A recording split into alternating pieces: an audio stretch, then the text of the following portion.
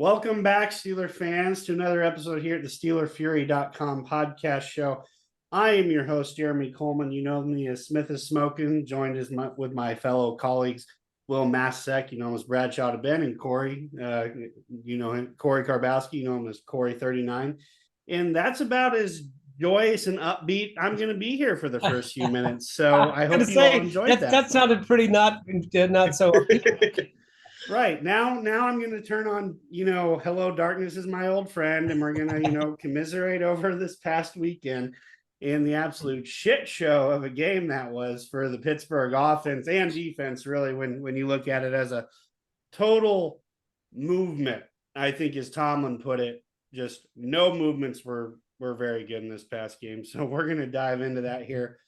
Boy, what a disappointment, after we were talking about maybe some improved units in the offensive line, Kenny Pickett. I mean, what unit didn't we touch on that we weren't right about? I think that was almost all of them. Even our specialist pick in Harvin, that he did not live up to our, hopes either. So let's just dive in. I mean, first things first, Kenny Pickett looked awful. I mean, that's the worst I've seen him play ever since getting thrown into I think it was either the Bears game, halfway through last year. He just looked like he was out of sorts. Throws were behind, missed wide open touchdown to Diontae Johnson in the middle of the field. I mean, probably the easiest throw you get all day is pretty much flowing dead straight ahead of you, right over the middle, and he couldn't do that. So, I mean, that just starts, at the tip of the iceberg for this. I mean, guys,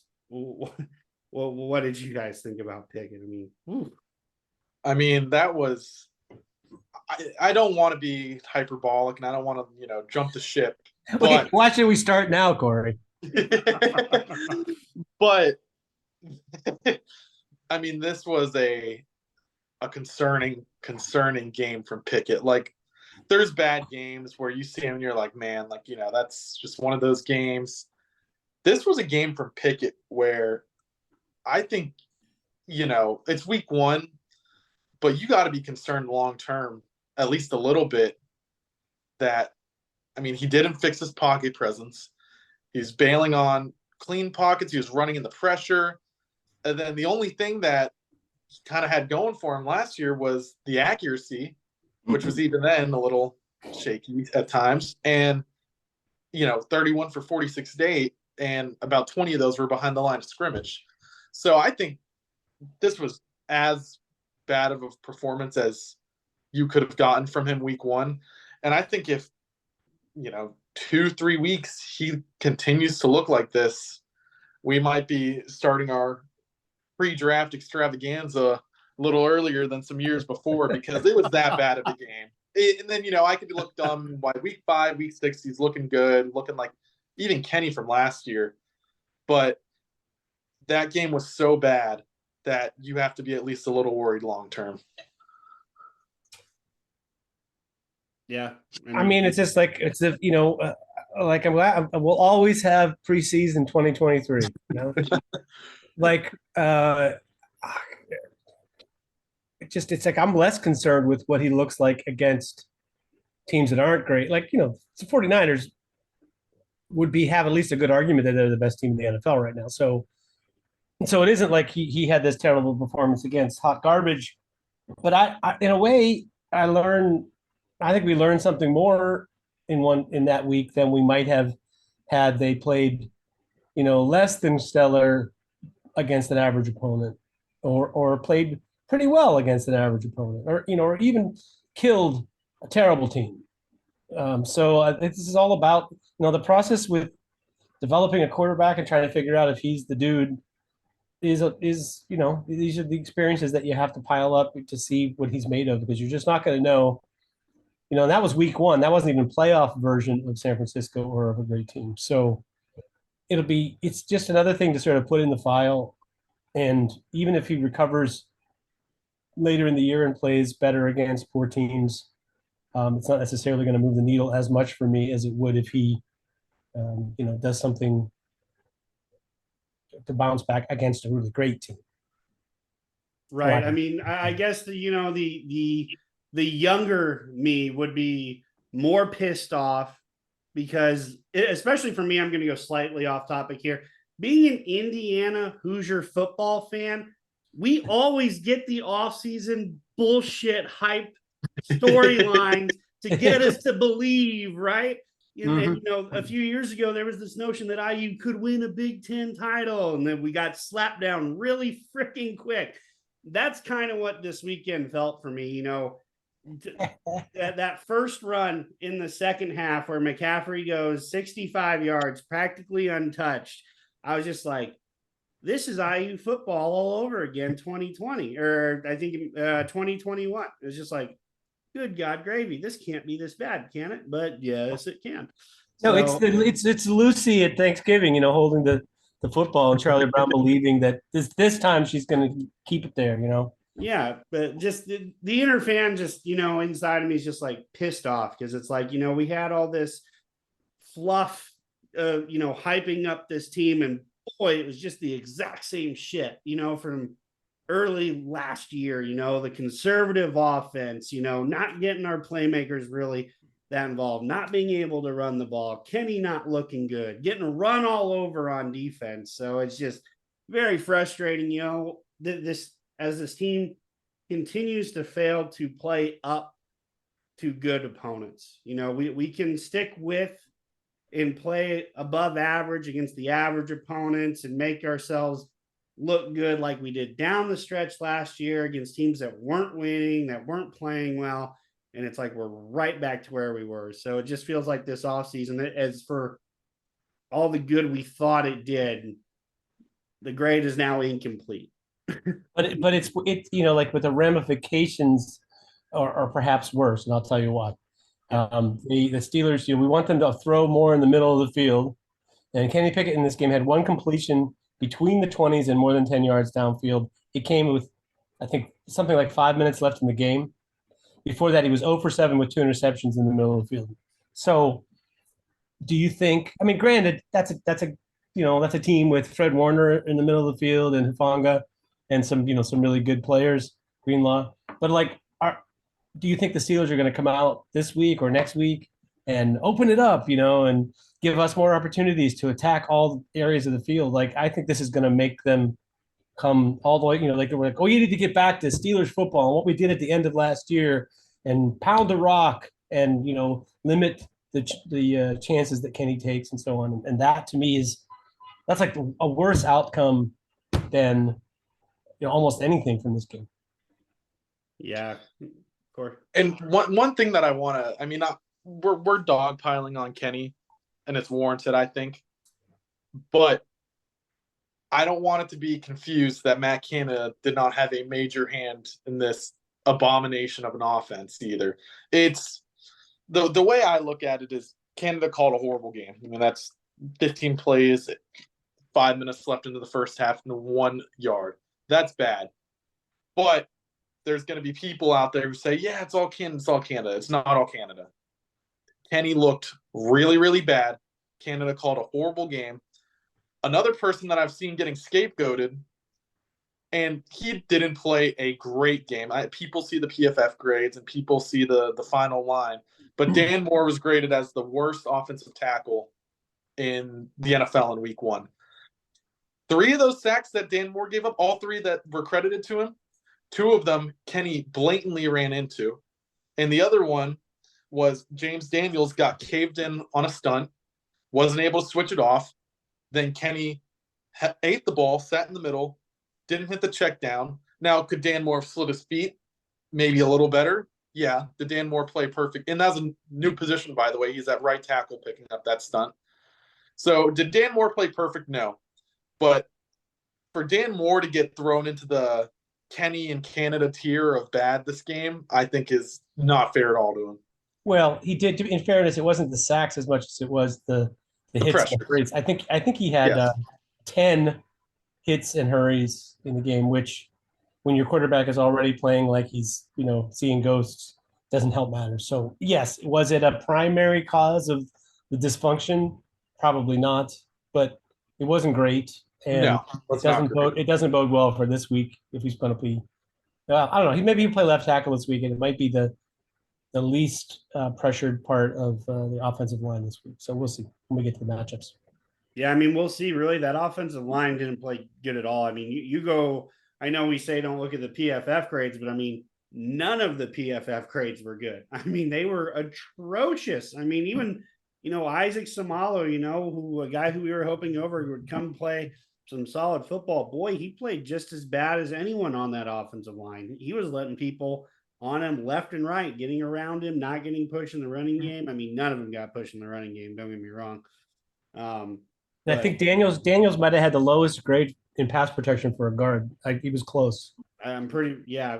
I mean, if you believe in the PFF grades, right, right. But yeah, just another big concern, going into a week against a Browns team, that played pretty well, under a new defensive coordinator, Jim Schwartz. But anything else from this past game we need to touch on, really, so we can just bury this, 17 feet deep and, Corey, are we going to let the defense off the hook?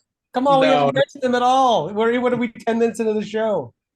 So I was talking to Will about this, and I've got this running theory that the Steelers defense saps playmaking out of the inside linebacker position.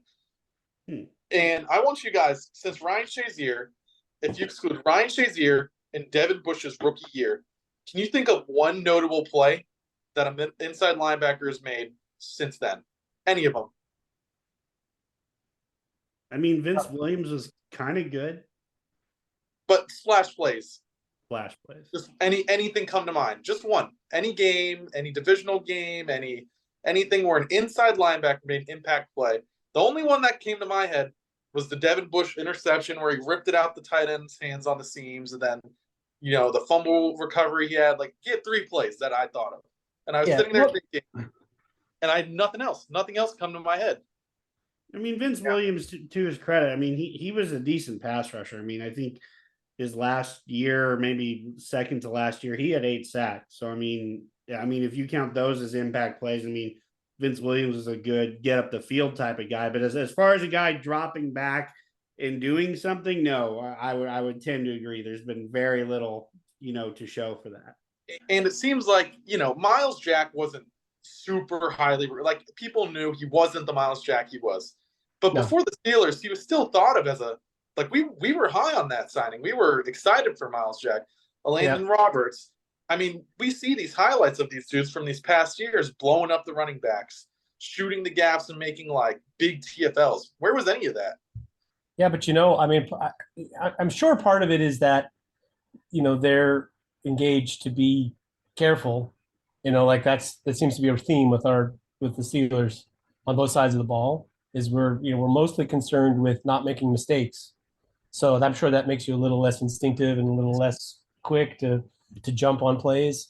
But I think it has to be, a layout at the feet of the defensive line, right? I mean, if your defensive line is really controlling things up front, it's so much more freedom for your linebackers to roam and make plays and feel confident that they can make plays. So I know, without really breaking down, is it just that the inside linebackers they've had aren't any good, or is it some combination? I couldn't tell you 100%, what the cause is, but I suspect that our line is not controlling things the way that it should. No, and this is an observation I kind of make. We've really shifted to this defense where we play 2 outside linebackers and 2 down defensive linemen. That is our base defense now. Ever since we've made a switch to this type of defense, we have not been able to stop the run. As a group, you have to go back to, several years ago, when Stephon Tuitt, Cameron Heyward, those guys were in their prime. That was the only time that this 2 down defensive linemen, 2 rush end defense worked against the run. Why will we not throw another defensive lineman into that mix? Why can we not go back to playing our more traditional 3-4 defense? Because it seems like when we play that, we at least get more linemen clogged up on those 3 linemen to at least make it to where our linebackers are free to make plays, because that's what the 3-4 defense was so good at for so long, but we've gone away from that. So, I mean, you guys talk about this defense is no longer designed for the inside linebackers to make plays.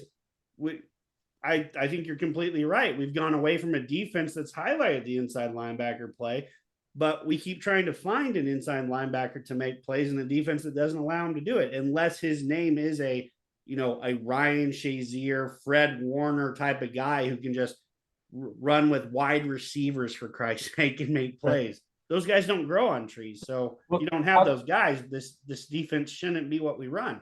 I mean, I'll go first, and I'll let Corey have the most to say, but I think you'll see a little bit of it this week because of what we expect the Browns to do, which is to run Nick Chubb over the defense.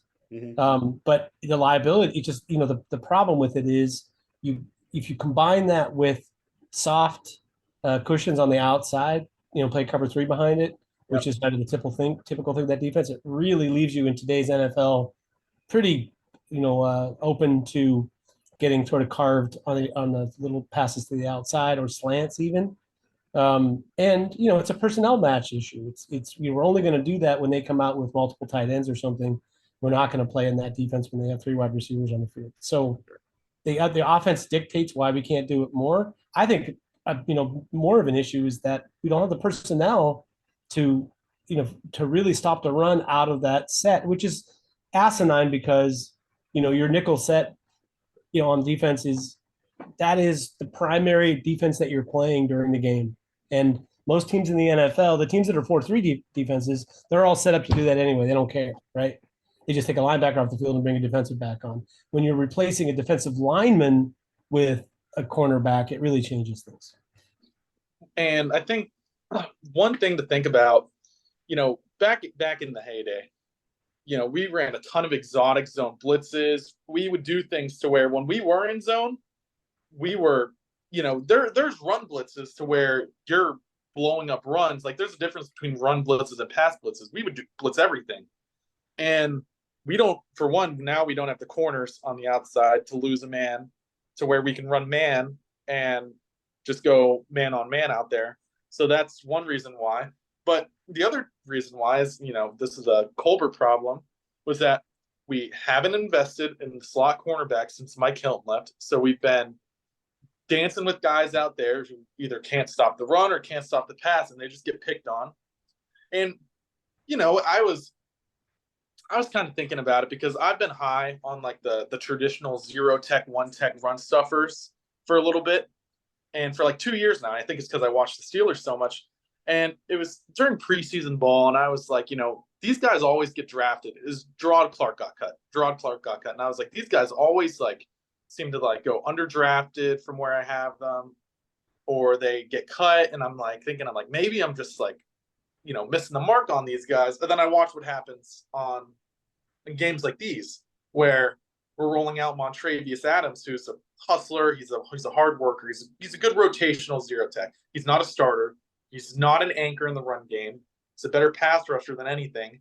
And we just get movement in the A-gap every single time, and then they climb up to the backers every single time.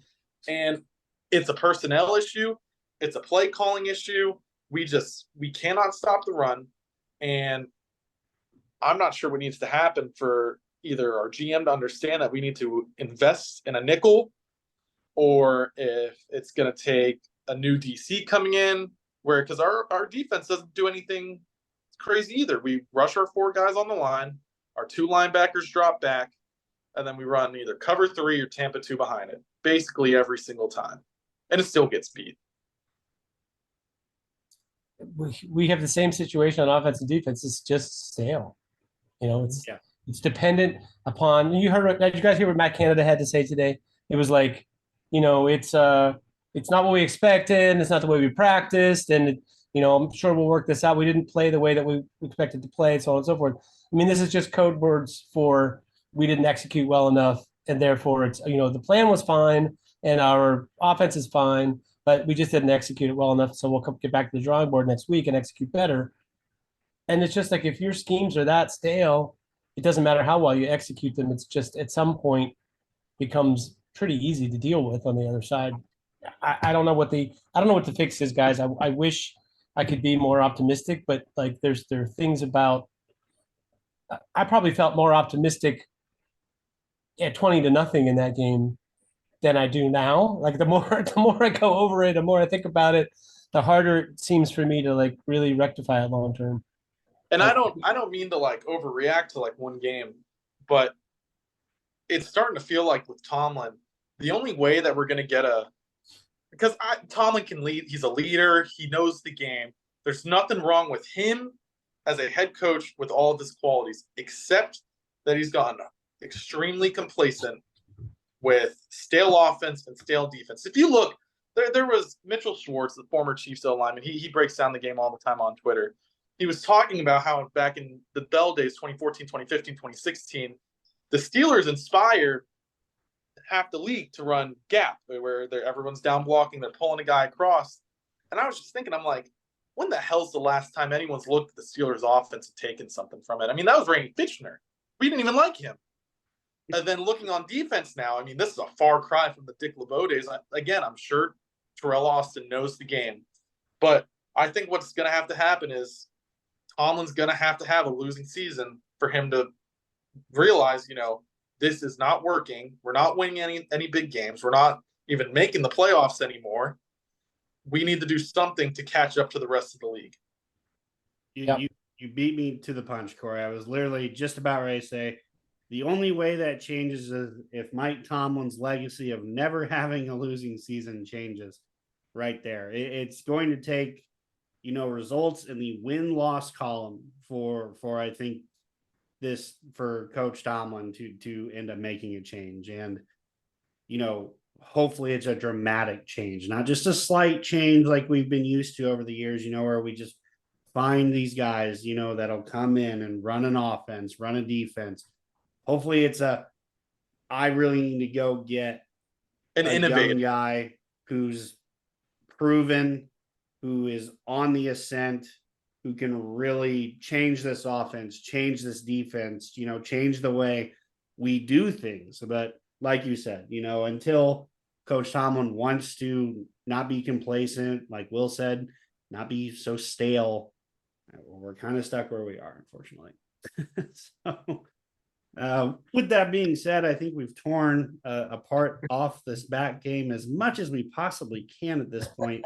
Let's not give ourselves any more. Oh no, I think we could go another hour on it if we really need. I was about to say, I'm not giving ourselves any more chances to do that. We must move on. It was only 1 week, right?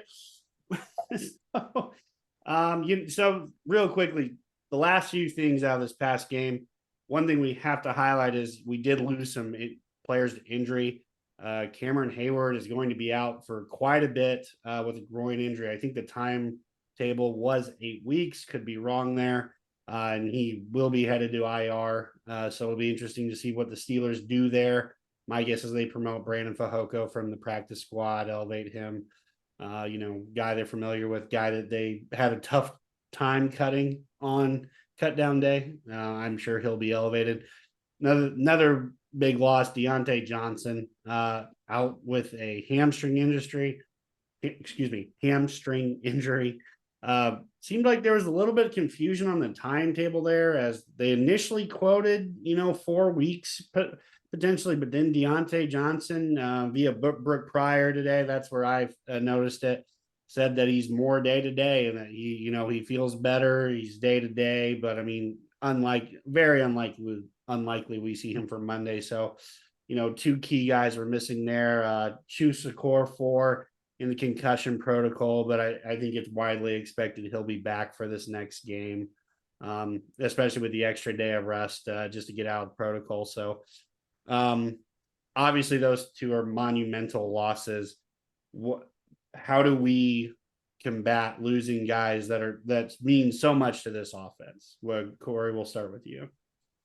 I don't want this to be taken in any way as a slight to Cam Heyward, but for about a year now, he's been on the wrong end of rushing defense his performance on rush downs.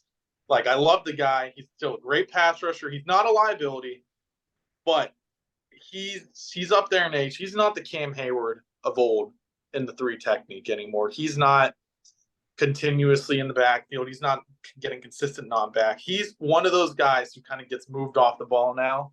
Not every time, but last year, especially towards the middle and end of the season, you could see it. And I'm not saying that he was, a primary like guy who was in trouble for that game, or like a guy who was like, a reason why the 49ers were able to run all over us.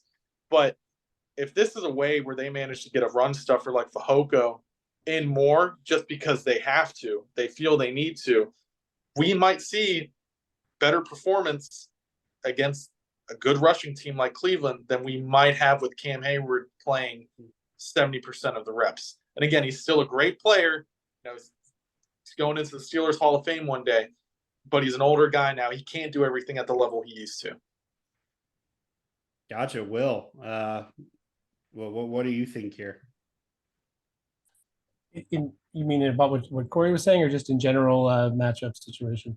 Just replacing these two guys, Hayward and just replacing guys who are injured. I'm sorry, I lost track of what the question was. I'm old. This happens. I think Armon Watts maybe will get playing time over Fehoko.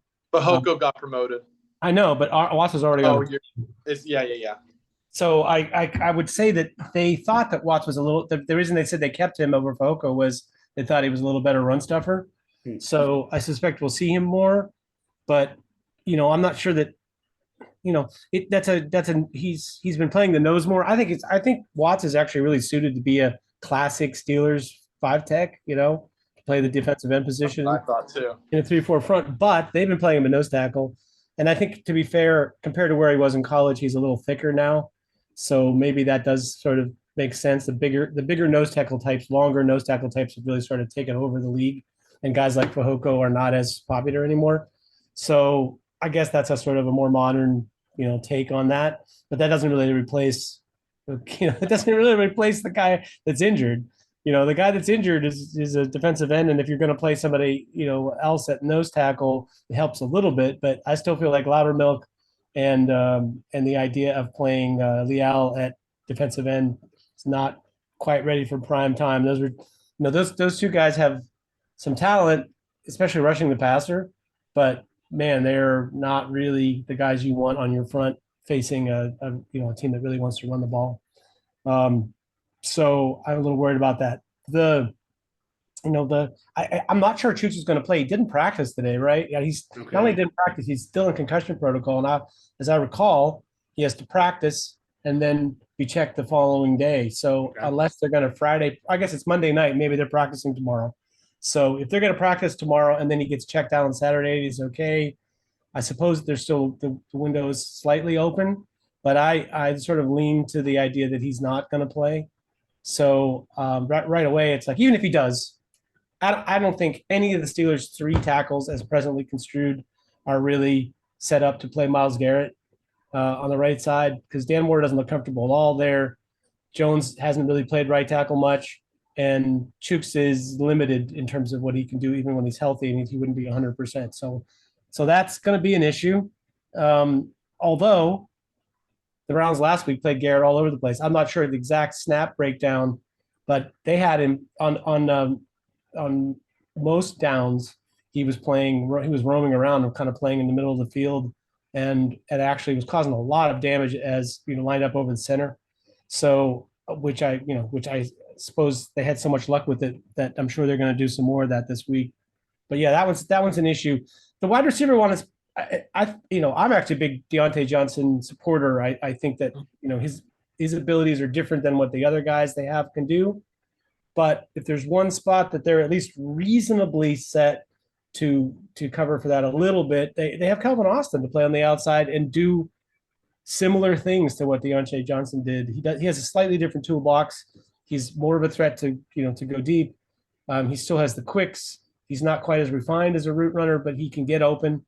So that doesn't scare me too much. What scares me more is the idea that Gunnar Olszewski will be out there, playing ahead of Austin, or that, even Des. I like Des Fitzpatrick, right? Is the other guy they brought up. Yep. So I like Des. I just don't. Once again, anything to keep Gunnar off the field makes me happier. But yeah, that's the tackle thing. I think the defensive tackle and the offensive tackles were an issue last game, and they appeared like they're going to be an issue again this week. Yeah, that's fair. I echo your sentiments on Calvin Austin. I think he might have been one, silver lining as the last week. I thought he played very well coming in late, doing, as much as he could, with a Kenny Pickett that wasn't playing that well. He was quick in and out of his cuts, his speed flash. Obviously his size, it does limit a little bit what he can do. But at the same time, if people respect his speed, might open up some things more often. But so let's kind of transition to matchups because I think we're kind of naturally moving that way anyway. I think the biggest matchup of the day, is going to be our O line versus their D line. I mean, we just across the board. You mentioned the tackles, hell, the interior. Everyone has to play better, and especially like you said, if Myles Garrett is playing all over that line and has any inkling of the success he had this past week, the Steelers are not going to win this ball game. I mean, Garrett played phenomenal football, and I mean, I credit Myles Garrett, of course, but credit Jim Schwartz for continuing to find mismatches where he could use him. I mean, that sack he had over center was something like scripted out of a fairy tale. Here, let's rock back and forth. That literally looked like a basketball guy setting a guy up on a driving lane to the hoop. I mean, that's what that looked like to me.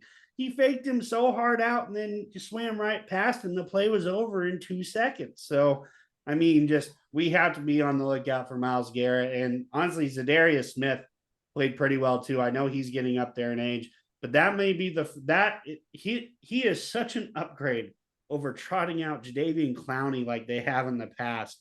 It's very much different because Smith plays the run much better than Clowney ever has.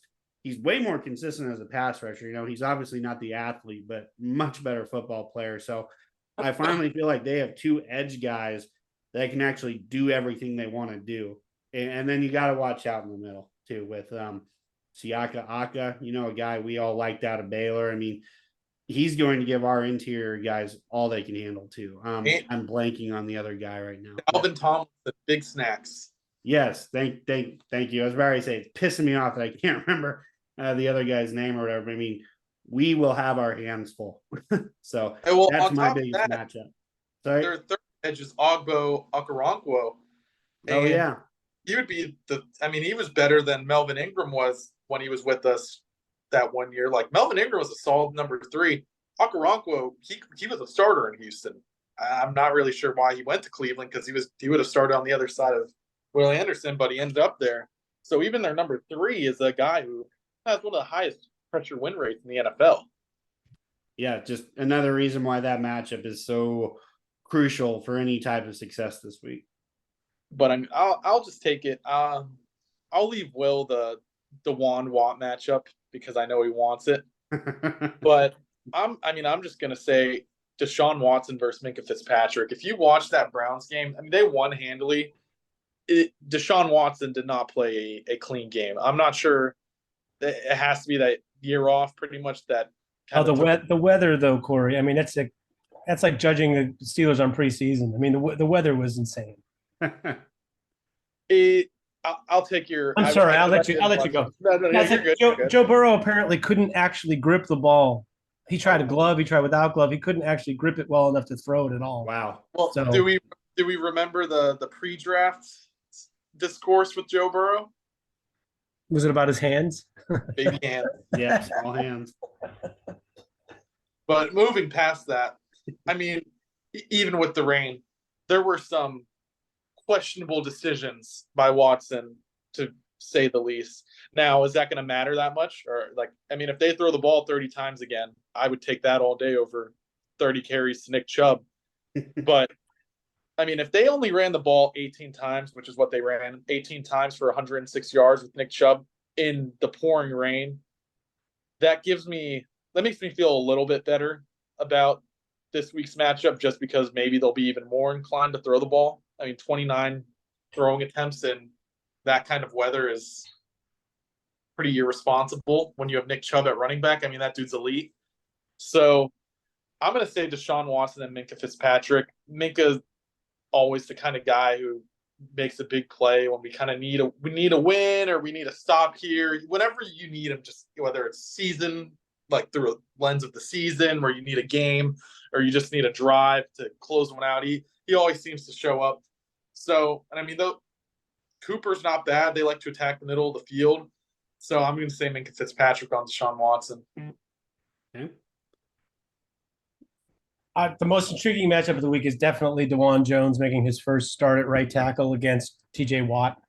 Yeah, it's totally possible that, this rookie is going to, he's welcome to the NFL against TJ Watt. But I don't know, if you look at the tape of what DeJuan Jones did last week when he came in the game, it's kind of like their offense started performing, had really been sluggish before that. And it seemed to make a big difference when he came in the game.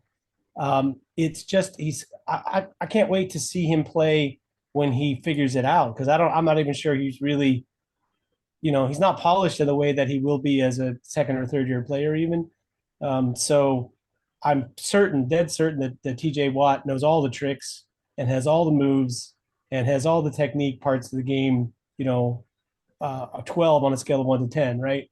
So it's a very good test for him in that way. But physically, you're just not gonna find guys that have that kind of length to be able to recover even from their mistakes or to get their hands on you. It's like, man, if he gets his hands on TJ Watt's chest, TJ is not going to make a lot of headway with that, no matter what he wants to do about swiping or getting underneath him. Yeah, that he should be flexible enough to get underneath the length and get around him sometimes. But I feel like it's going to be a fun matchup to watch. And then when it comes to the run game, they a lot of the stuff that I saw them try to do with him was he basically was down blocking or carrying the zone blocking to the outside on that, either carrying the edge in the zone blocking system to the outside, like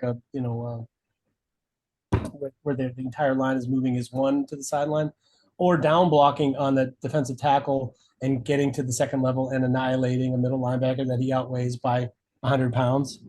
What's that? 140.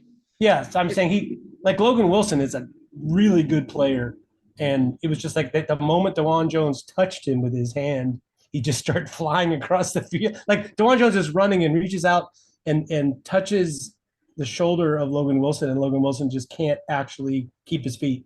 It pushes him to the side of the field. So I expect that to be a really difficult thing, not just for TJ Watt, but for the rest of the Browns. And I wouldn't be surprised if the Browns seem to have a little bit. It hurts me to say this.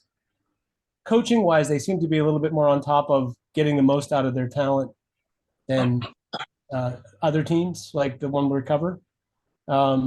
So I guess it wouldn't surprise me if they turn this matchup.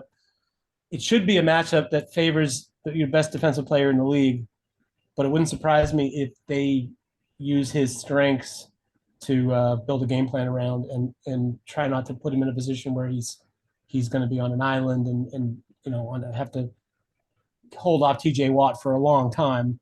I don't see that happening, but that's an interesting matchup to me. I think it's going to be, if I weren't a fan of either team, it'd be really fun to watch. I tune in for that. Gotcha. Yep, definitely some matchups to watch for this week. I know you mentioned DeJuan Jones, tossing Logan Wilson back. I mean, there was another play from the Browns this past week. Wyatt Teller I can't remember who the defender is, but God damn. I mean, what he did to that defense. Sucks to get old, man. Yeah. I mean, my God, that he was one arm blocking him 25 yards down the field. Just impressive stuff. And Pittsburgh's obviously, going to have to play extremely well. But the other thing, this isn't really a matchup thing, but we have to tackle this week. If we have another crappy tackling performance like we did last week from Minkah, well, honestly, from Minkah and Levi Wallace on that one play alone, just against McCaffrey was a complete joke. But I mean, just overall, we have to tackle this week. If we don't, could be even a longer game than it was last week. Hey, listen, for those of you who have either all 22 or at least the ability to rewatch NFL games, I'll give you a 3-part assignment. Watch the Browns on offense and defense. Watch New England's secondary tackle and it will highlight the difference, like what we're talking about in this segment. When you see what the tackling of the secondary of New England, they had rookies all over the place. They tackle guys in the open field, and it makes a huge difference and turns a play into like a 4 or 5 yard, 6 yard gain compared to a 70-yard house call. Because when you're on the edge there as a defensive back, you got to make plays like that. And you said, when's the last time you saw a middle linebacker highlight for the Steelers? When's the last time you saw an offensive line highlight for the Steelers? It's the last time you saw, a cut up of Steelers offensive tackle who was killing guys in the run game or, pass protecting against an amazing defender. It's like, it's been a while. It has. We just don't, either coach them up to that level or ask them to do that, or we don't draft guys that are that talented or something. I don't know what it is, but like you can see the contrast. If you only watch the Steelers every week, it can be sort of mystifying. If you watch other teams and you see the difference in how they operate, it's kind of shocking. And it's even more shocking that talking heads who get paid to do this and do actually, some of them watch a lot of stuff, that they don't call them out more on it. I think it's starting to happen a little bit, with this couple of different guys calling out the Steelers offense as being ridiculous. But I don't know, man. It's the Steelers don't exist in a vacuum. The league changes, it adapts. People get something out of the scheme and coaching. And if you're only focused on execution of the most basic concepts, you're missing out on something. Well, and Will is right. Believe it or not, there are 31 other teams that play in this league. We are going to talk about some other teams with the math playing this week. Well, I had the flawless transition. I don't know what you're talking about. So there are definitely some good games this week. Let's kick off one. I think this is one of the more interesting games of the week. The Las Vegas Raiders were able to steal a win last week. They traveled to Buffalo, a team that Josh Allen could not have played a more worst game ever in his life after practically being gifted a victory with Aaron Rodgers going down, with a Zach Wilson that couldn't do anything until the last 2 quarters of the game. By goddamn, they found a way to lose that game. So the Bills are favored by 8.5. The game is in Buffalo. Will, let's start out with you. What are your thoughts on this game? Oh, I think the Raiders are okay. I think they're going to be one of those teams that looks great one week and doesn't look so good the next week. Buffalo, I don't think is as bad as they played, but in fairness, when you have Josh Allen, you're gonna take some shots down the field, and sometimes the guy's gonna take shots when they're not really there, and he's gonna hope his guy can make a play. And I felt like, especially that I think it was the first of the 2 deep picks that Whitehead had, was a play where it didn't really seem like his guy gave too much effort to try to get to that ball. And it was more like a punt anyway. Like, I don't think that really hurts you. When you throw from your own 40 and you get intercepted in the end zone, basically, that's not a great play, but it's like second or third down and long. I feel like that's the kind of risk that you should take. And I feel like Buffalo will probably bounce back this week. And as long as they don't rein in Josh Allen too much and get rid of that instinct to push the ball, because I think that's what makes him a good player. Sometimes you're going to have bad weeks. Terry Bradshaw had some hideous weeks, man. You guys are way too young to remember, but as good as he looked in some of those Super Bowls, he had a game in Buffalo once where I think they lost 31-3 or something. And he just was, throwing interceptions like they were candy and, basically taking chances they didn't need to take to win the game.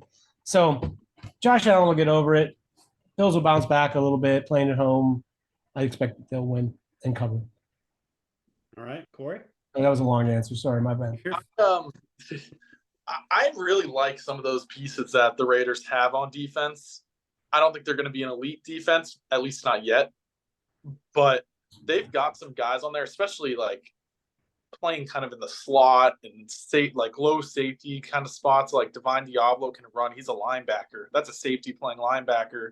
But then like Nate Hobbs, Ja'Cory Bennett, both those dudes can cover receivers. And, what we were talking about, those dudes tackle. Like they hit you, you go down. So I think the Bills bounce back. I think they win. But I think the Raiders are one of those teams that are just kind of like they're going to have a lot of close games. Like they run the ball a lot with Jacobs. Jimmy G doesn't really make mistakes. Like they're going to have time possession. They're going to tackle you. They're going to make you earn your yards. They're going to make you earn your touchdowns. So I'm going to say the Bills win, but the Raiders cover. Hey, take the Raiders and the points in next week. Just go ahead, Jeremy. Oh shit, Corey. I think you stole every word I was going to say. I was going to say take the Bills to win, but the Raiders to cover. So I'll leave it at that. Honestly, I don't have much more to say off that. I think it'll be a close game. Raiders will keep it that way. Let's move on to another big matchup. Kansas City is headed to Jacksonville. Jacksonville is favored by, Jacksonville is getting 3.5 points at home. How do we feel about this one? Corey, I'll let you start off. I think I know where Will's going because I know how he feels about Mahomes and Lawrence. But I think Trevor Lawrence is that guy. I think, especially with the addition of Ridley, I think it's a Josh Allen, Stephon Diggs-esque connection. I think it's in that tier. I mean, Tank's look at Will laughing. I think Travis Etienne is a very good back for what they want to do. Then Tank Bigsby, they drafted. I mean, he plays a role for them. He does what they ask him to do. I think you would want to go with the Chiefs bouncing back, but I think this is just going to be one of those games where this is going to be a game where you look back when the playoffs are rolling around and you're going to say, oh, but the Jags beat them earlier. And you're talking about the Chiefs playing high-level opponents, but I think this is just going to be a weird situation where the Chiefs might start out 0-2 and the Jaguars come out and everyone might get a little too high on them, but I like their team a lot. I'm a big fan of the Jags. I'm going with the Jags here. All right, Will. Smoking like a Florida kid. There's nothing wrong with the Jags or Trevor Lawrence. Like I think they're assembling a pretty good team. But just really 2 words: Chris Jones. I don't know if you heard of him. Pretty good. Playing for the Chiefs this week. Didn't play last week. I think that makes a huge difference for this defense, and I think just once again a bounce back. The chances of the Chiefs going 0-2 to start the season, it feels like almost imperceptibly small. So the points, the spread makes it a little more interesting. Could it be a 3-point game for the Chiefs? Yeah, but I'm inclined to take the Chiefs. I think it's a little bit of a sucker line. I like the Chiefs. Yeah, I think the interesting thing is obviously, Chris Jones agreed to his 1-year deal to kind of end the holdout. He'll be back. One thing to monitor there is, how much does he play right away? Is he ready to play? Is he in game shape? I was looking at this before, I put this kind of up on the board to pick. Both Chris Jones and Travis Kelce were limited participants in today's practice. So I think that bodes well. I definitely think, those were the 2 big pieces missing from their season opener. I mean, you just saw it. No one was stepping up at receiver.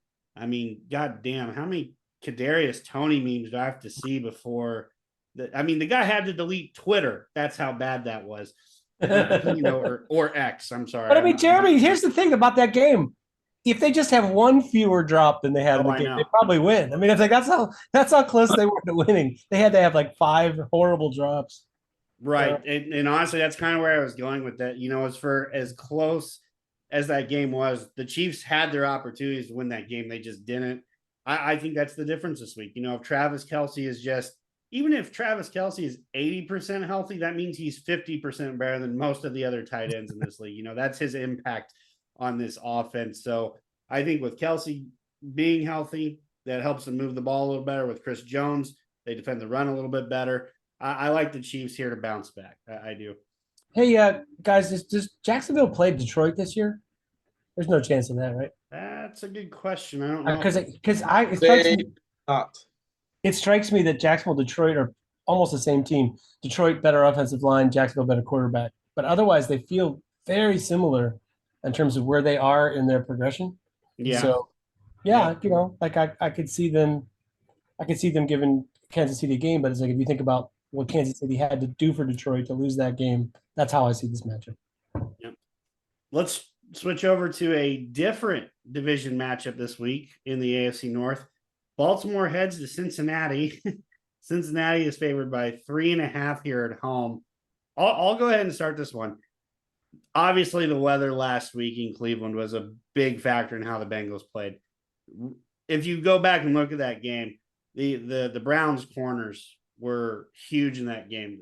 As for as bad of a game Joe Burrow has had, you got to give that secondary just as much credit. Newsome and Ward were breaking up passes that were hitting the receivers. Just Chase and Higgins did not step up and make the plays that they normally make. I think that's going to be the difference this week. I don't know what the weather looks like, but I just think after that, such a bad performance like they did last year against Pittsburgh in week 1, I think they find a way to bounce back here. Last week was rough. I don't think Baltimore presents quite the challenge defensively. They don't have the guys that have been able to get home as far as pass rush. They have talent. They haven't been able to get home yet. I like the Cincinnati Bengals here at home by 3.5. Will, throw it back to you. I think you're going to love this. I think that the Ravens, my early returns are that the Ravens have the least talent in the division. It's shocking after what we've been saying about the Steelers' talent recently and what we saw last week. But I was saying to Corey earlier that I think the Ravens might be the weakest opponent that the Steelers play in the first half.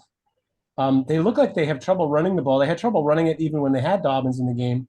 And I love Gus Edwards and I love Hill. I think their running backs aren't the problem. It doesn't really seem to be anything like the invention that they sort of had they had some creativity in their run game going on before this year. And Monken, we think he's a good offensive coordinator, and I suspect that eventually, they'll be better. And maybe, they played in that, it's in not the best weather conditions either last week, so that could have had something to do with it. But I worry that this game that they like to play, where they run the ball a lot and get play action and Lamar running off of that. They were supposed to just be adding a layer of wide receiver play to that, but instead it's like, well, you got some more out of the wide receivers, but Andrews is out and they lost Dobbins, and I don't like their offensive line that much. So like the Bengals to bounce back, that seems obvious. And on top of that, I wonder if the Ravens haven't figured out yet. So I suspect the Ravens will be a better team later in the year than they are right now. I don't know when Andrews comes back. That's a big factor. Corey? Yeah, I think I'm going to go with you guys. I think the Bengals are going to win this. I don't think I'm as low on the Ravens as you guys are. I'm a huge Zay Flowers fan. I really liked Rashad Bateman coming out. I think it's just going to be a matter of time for that downfield passing offense to click. Because, Likely is a weapon out of tight end. Andrews is going to be a weapon out of tight end.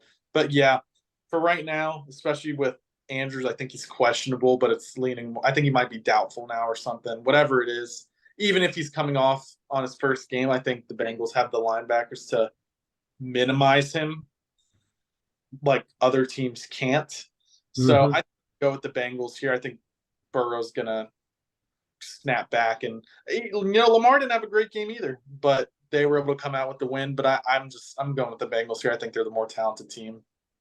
Yeah, they're not exactly playing the Houston Texans this week. So pretty rough start down there. We'll continue that way probably. Let's move on to another game. Another big kind of AFC matchup here to be on the radar. Miami is traveling to New England. New England is getting 3 at home. New England played very well to go against the Super Bowl runner-up Philadelphia Eagles. Like I said, Patriots are getting 3. Corey, let's start with you. What are your thoughts on this one? That Dolphins passing attack looked dynamic. I'm really this is going to be where we get to see how legit Christian Gonzalez is, because I'm not sure about you guys. Tyreek Hill's got to be the best receiver in the league, right? So when he's healthy, he sure is. Yeah, and they run their offense through him. I just don't love the Patriots roster that much. I like their line. I kind of don't like anything else other than some of their defensive guys, especially the young ones. But I think the Dolphins came back last year. They swept them. The Patriots took their lunch money for so many years. I think that's going to stand. I don't know if it's as big of a offensive performance as it was last week, but I still think they do more than enough to cover. Gotcha. Will, what are your thoughts? it's frightening picking against the Patriots, in any home game, even with the team that they have now. So I'm entirely prepared to eat my words. But yeah, I think the problem with Christian Gonzalez being legit or not is the way they play Hill. You can't. There's no way you can assign a corner to cover him. He's all over the place, and he might line up on the right wide outside and run directly diagonal across the field. It's like there's no safety in America that's going to run across the field with Tyreek Hill. It's like, or cornerback rather. It's not happening. Like you can only beat that with like some team defensive backfield play, and they do seem to be pretty good at that. But yeah, I think that's a formula. They don't have enough offense to keep up with Miami, based on the fact that Miami is going to get at least some of theirs. So yeah, I like the Dolphins in this game. Actually, as long as Tua is healthy and the head coach doesn't lose his nerve, Miami's a pretty good looking team. When they lost Tua, it all went to shit. I think Hill had 20 different types of motions last game. Where, I mean, we hear about Matt Canada's motion offense. It's just a tight end motioning out from receiver into the box every single time, but 20 different types of motions. He zipped motion, zipped and zipped back, orbited, zipped, orbited, went straight across the field. I mean, it is insane what they did with him.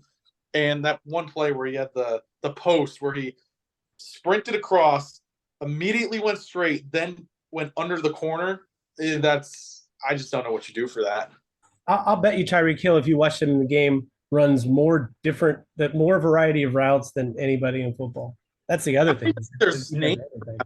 I think he's just, they just draw up, break off here, run to this area. Then was it the Dolphins that they ran him on an orbit motion, faked a little screen to him on the orbit at the end of the orbit motion, and then he took off. They basically ran an orbit with a pump and go, and it left basically Tyreek Hill on the linebacker. That's not going to work. Just guessing. I don't know. It's fun to see these other teams who are creative offensively, isn't it? That's the greatest thing about NFL football: creativity. Gotcha. Well, you know what I've learned just in this last 10 minutes is I am never letting you two talk before me when it comes to picks, because now I have nothing left to say. I mean, good Lord, I was going to bring up the motions. Nope, you guys took it and run with it. I mean, shit, fellas. I'll keep it simple. I like the Dolphins. Let's move on. Let's move on to our damn game already. Cleveland coming to Pittsburgh. Pittsburgh's favorite, we're getting 2.5. Yes, getting 2.5 at home. I'm starting here. Good work, Jeremy. So I hate to say it, Will, but what you said earlier in the episode of Pittsburgh and going back to exactly what we don't want them to do, I think that's exactly what's going to happen this game. If there's one Steeler that had an outstanding game last week, Darnell freaking Washington. The guy was owning the edge. I would love to see the Steelers come out in a 2 tight end set to help out our offensive tackles on both sides in the run game and the pass game. Hopefully our interior can hold up, and hopefully we can get a man on a linebacker, because I think that could be a big recipe for success this week. I don't think Pittsburgh's going to win this game unless Pickett really wants to step up and make plays, but I'm just terrified of him right now. Unless Matt Canada wants to force feed the ball to George Pickens, I just don't think we win this game, because I think Pickens is the one receiver that could constantly make plays potentially against these, secondary corners and everything. So unfortunately, I like Cleveland this week. I'm going to go 23-14. Ooh, That's the first time we've ever picked against the Steelers on this show. I think it is. Well, guys, I'm sorry. Last week, how the hell can I? I mean, shit, we look like hell. I mean, there's no way I can take Pittsburgh after what I saw last week. I'd be crazy. I mean, probably am anyway. I keep doing the show expecting. You're doing this show every week. You're a nut. I keep expecting to put something new in every week, but yeah, right. Will, how about you jump in next? I'll make it short and sweet. I think the Browns are going to kill the Steelers. But I don't know what that means, if that will translate into as bad a score as it was last week, because I just expect that the Steelers aren't not going to have an answer for the Browns running the football. And it's like, as much as we, diminish the value of running the football, most of the time it's bad for your offense if you run on first down. But I think unless the Steelers can put them in some really unmanageable third downs and get them out of that mindset, that it's just they can really punish the Steelers that way. And it keeps the Steelers' biggest strength from being utilized, which is T.J. Watt rushing the passer. It shows their weakness of their underbelly of their defense. And even if they're not running up the middle, they're making the secondary tackle on the edge. I feel like that's just a really bad matchup. You are right. The Steelers come out in two tight ends and try to run the football. That is in fact their best chance, because I think you're way better off trying to run at guys like Myles Garrett or T.J. Watt than you are trying to like finesse them or pass the football a bunch or try to get it out quickly against them. So I don't know. I just worry that there's not going to be enough running success even with two tight ends, because there's no guarantee, even if you get it blocked up, that Najee Harris is, throughout a whole game is not necessarily going to pick the right place to go and get there in the right amount of time. And, the Browns have a couple of really good cleanup guys on that second level.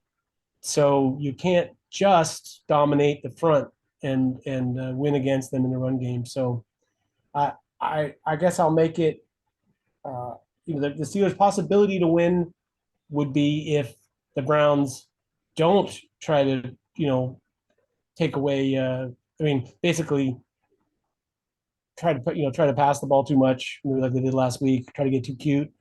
If the Steelers come out in like a bare front and challenge them to, let DeJuan Jones block TJ Watt one-on-one or run into a stacked defense, yeah, there's some things they could do, but I just don't see them being that creative. I'll take the Browns. I think that, the number they can get to maybe is like 24. So let's call it 24-10 Browns. But that it's going to feel bad, but at 24-10 is only two touchdowns. All right, Corey, what's your thought, man? I'm gonna say I feel like we bounce back this week. There's something about these divisional games where we look like a different team against the division, minus the Bengals these last couple of 2-3 years and that one playoff game. But the regular season divisional games against the Browns and the Ravens, those have been games we've showed up for. So I don't think we'll get blown out. I think I'm going to go with a win. I think we win something ugly, like 16-13, however you get to that score. Some gnarly game with, probably 2 or 3 turnovers on each side. Nick Chubb has 120, but 0 touchdowns, something like that. David Njoku gets their 2 touchdowns or whatever it is, missed extra point. Something where it's an ugly game. We come on the show next week talking about how it's not sustainable and how the offense looked like shit still. But I think we find a way to claw this one out. Yeah, that seems plausible. By the way, the Steelers have won 20 straight games on home games on Monday Night Football. So it isn't impossible. I just, like you said, everything could go right for them and they could keep it ugly. And I think their goal is going to be to keep it ugly. So could be you're right.